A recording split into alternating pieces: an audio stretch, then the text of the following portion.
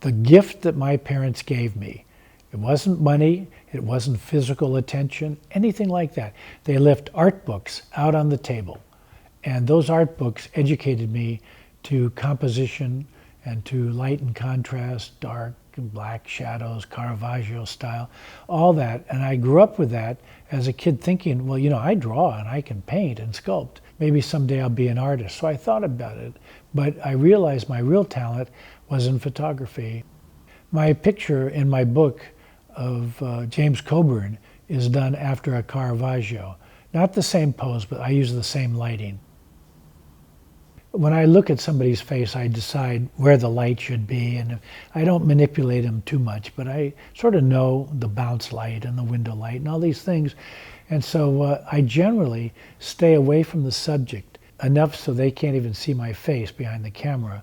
And I shoot with telephotos for a lot of portraits because that distance keeps them a little safe from me. If I'm too close and I move in for a close, it makes people nervous. And also there's distortion, and a lot of photographers do that. I would never do that. My deal was not to become famous as a photographer. It was to make my friends look good. You have to understand, many of these people were friends from before photography. I wasn't thinking of the new fashion. I was thinking of beautiful, attractive 60s style clothes on all these groups that I'm shooting. I shot hundreds and hundreds of groups that aren't in my book. I mean, there's non-ending.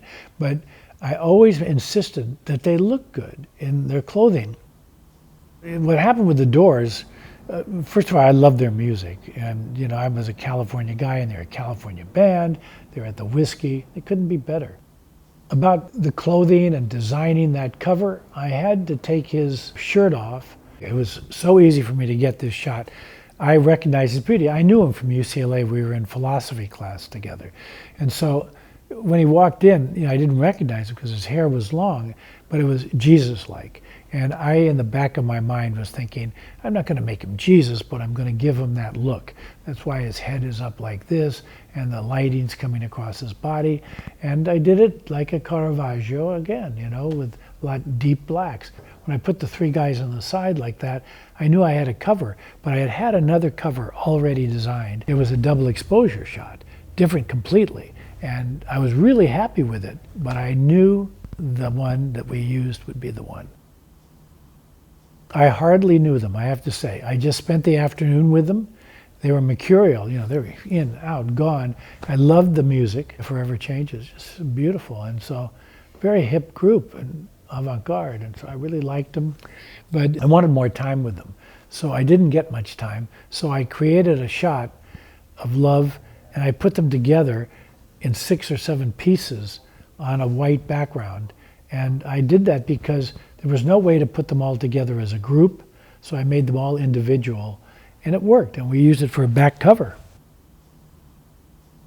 I have to be honest with you, because we were stoned. We had lit a bowl in the small living room of this apartment where they were staying, and now it's time to go outside to take a photograph, and there's stairs going down, honest to God, 50 feet straight down. I'm going, well, my cameras, I'm not going down those stairs, I said, let's do it right here. And there was this bathroom next door to the living room that was this green tile. I said, this is perfect. It's California. Get in the bathtub fully clothed and we'll shoot it there. And they're stoned. If you look at their faces on the cover, it's obvious. And I shot it. I can't believe that I could get the image because I was as stoned as I've ever been, and it worked. Franklin Canyon with Simon and Garfunkel, they were great. I really enjoyed them. It was before they were famous. They didn't know, I swear to you, how big they were becoming. And I liked them. They were educated. It turned out that Paul Simon was a Dickensian scholar. So I'm going, this guy's from me. We got to get to talking. So we spent the day together, and we had a great time. After the shooting's over and it's getting dim outside, I take him over to meet my parents at my father's house, and my dad starts talking to Paul, and they starting to discuss Dickens. And my dad says, well, I'll show you my Dickens library. And Paul went nuts because my father had all of Dickens' first editions. Paul says, would you like to hear our song? I don't have an album with me, I can't play you the song, but I'll sing it for you.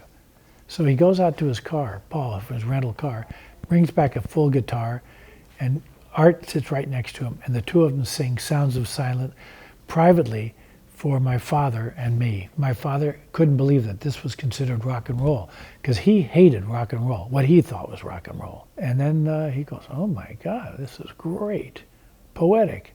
And for me, he's one of the great songwriters of all time, this guy. And the Rolling Stones were like business people. They said, you know, they're working class, Liverpool types, and they saw money in this rock and roll. They never thought they'd have longevity.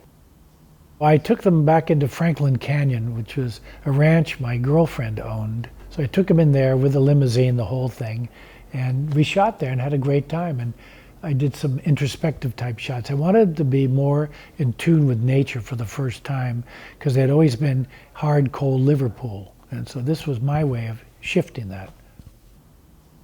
What makes color great is an artist like Bertolucci. Okay, then you'll see color used, or Antonioni, where it's used by Storaro, one of the great cinematographers. You have to learn to light it, so the colors in the background are there for emotional support, but not to take over the scene. I'm the same. When I'm shooting, I darken the background if I have to. What I do is eliminate anything out of my pictures that isn't essential to the picture. I don't want anything to take your eye away from where I'm telling the story. If it's a face, I keep it lit brighter, more interestingly than the rest, and I try to burn out the backgrounds. I particularly like deep blacks, so you can imagine what's back there rather than be told. And I've been doing that with my color film too. Dean Martin, I grew up with his children, and I was kind of their babysitter, and went out with one of the daughters. One day he calls me up and he says, Guy, come on over, I got something you gotta see. So I come over. If he says that, you're gonna go. So sitting in his driveway is a brand new, gorgeous Triumph Bonneville and gorgeous aluminum tank with the name Dino peckered in, like a woodpecker, kind of thing, Dino, on the aluminum tank. Such a beautiful bike. And he says, hey, they gotta photograph me going up the driveway. I want you here because you're a motorcycle guy. And I go, okay. He starts it up and boom, he goes up the driveway. I swear to God, 100 feet, he calls me over. Hey, Guy, you want this thing? I go, what do you mean? He says, I can't drive a motorcycle in my contract. I'm not allowed to have one. I want you to have it. And I'm going, Dean, you must be kidding. Unbelievable. And I'm just saying this straight out. In my life, my parents gave me nothing, okay? Dean was the first person that ever gave me a real present.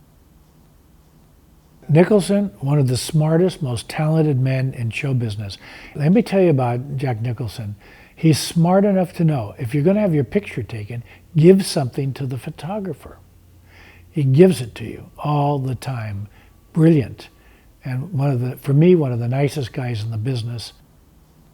Brian Wilson, I authentically love. He is as close to the top of the pyramid of musical songwriters. His songs are fun to dance to, and they're beautiful, soul-searching songs. So for me, I would say he's up there with the Beatles, with Bob Dylan. Just by chance, because I used to work with the guys a lot, but by chance, I'm there when they're doing Good Vibrations.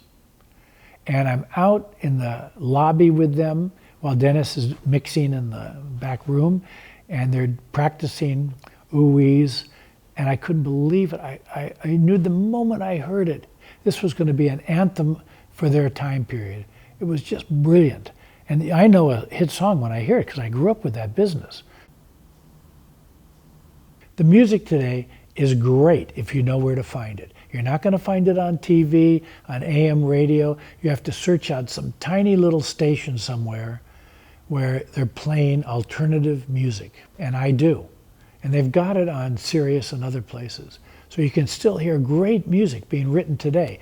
But is there anything like the 60s and 70s? No. Then we had protest music, we had anti-war music, and they were real and they were honest and they inspired kids. Now everybody's asleep. The whole country's asleep.